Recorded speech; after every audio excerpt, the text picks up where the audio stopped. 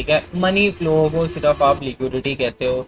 Retail trader जो है वो लिक्विडिटी बना रहा होता है, ठीक है। हंटिंग अभी हम नहीं देख रहे, हमें सिर्फ लिक्विडिटी को मार्कआउट करना है कि लिक्विडिटी कहाँ पे एग्जिस्ट करती है। यहाँ पे कंटिन्यू ये लिक्विडिटी जो है वो बनती है। लिक्विडिटी अब बनी क्या है?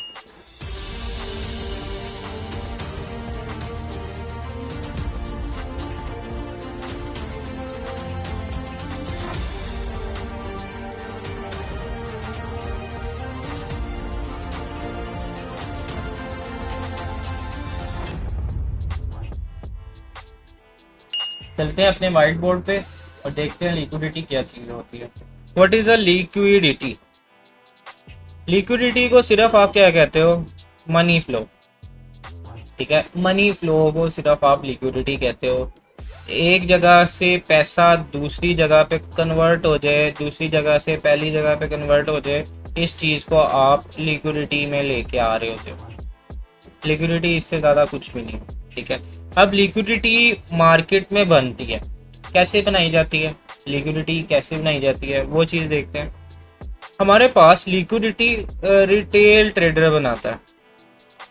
रिटेल ट्रेडर जो है वो लिक्विडिटी बना रहा होता है, ठीक है। रिटेल ट्रेडर लिक्विडिटी कैसे बनाता है, इस चीज को जरा हम देखते हैं। हमारे पास जो बिगिनर ट्रेडर्स होते हैं, बिगिनर ट्रेडर जो हमारे पास होते हैं, उनको ये सिखाया जाता है कि आप ट्रेंड लाइन की बेस पे ट्रेडिंग कर सकते हो। आप सपोर्ट एंड रेजिस्टेंस के बेस पे ट्रेडिंग कर सकते हो। आप चार्ट पैटर्न्स जो हैं उसकी बेस पे ट्रेडिंग कर सकते हो। उसके अलावा हमारे पास कुछ जोन्स आते हैं। लेट्स सपोज अगर आप उन जोन्स को देखो तो हमारे पास क्या होता है, चार्ट पैटर्न्स हमारे पास बेसिकली उन जोन्स को कहते हैं कि उन जोन्स को यूज करके मार्केट में लिक्विडिटी बनाई जाती है और फिर उसको हंट किया जाता है, ठीक है। हंटिंग अभी हम नहीं देख रहे, हमें सिर्फ लिक्विडिटी को मार्कआउट करना है कि लिक्विडिटी कहाँ पे एग्जिस्ट करती है, ठीक है। मार्केट में एक रिटेलर ने क्या किया, रिटेलर ने देखा कि यहाँ पे मार्केट तो ऊपर जा रही है और मार्केट में एक ट्रेंड लाइन सपोर्ट बन रही है, ठीक है।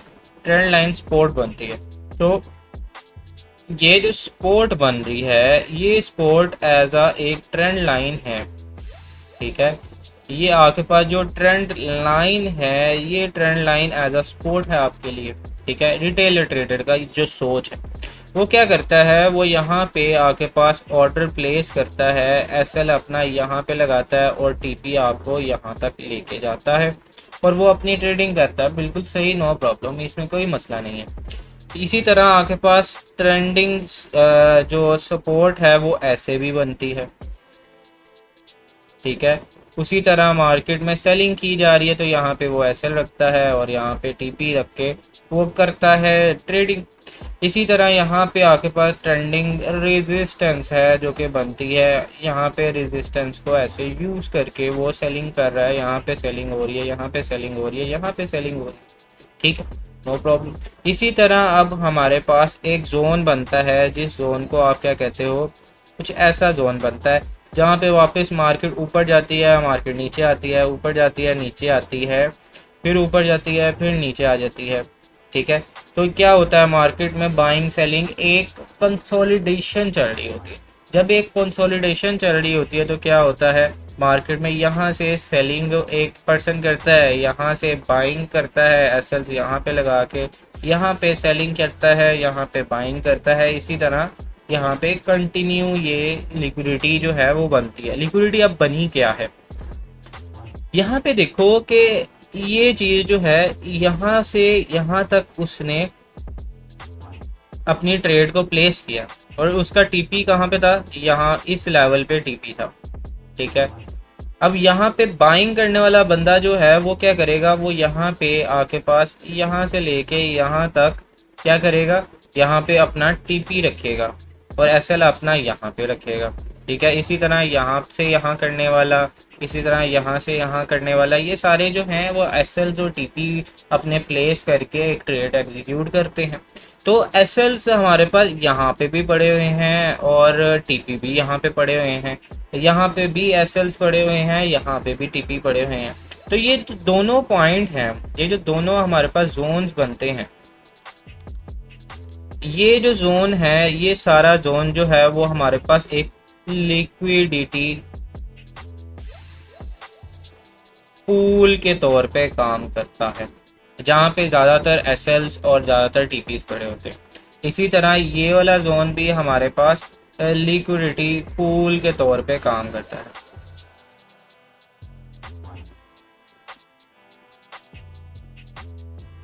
ठीक है, तो ये जो लिक्विडिटी पूल्स होते हैं, ये लिक्विडिटी पूल्स जो हैं वो हमारे पास पहले क्या होता है, ये जो रिटेल ट्रेडर्स हैं वो लिक्विडिटी खुद जनरेट करते हैं एसएल और टीपी को मेंशन करके ट्रेड्स लेके।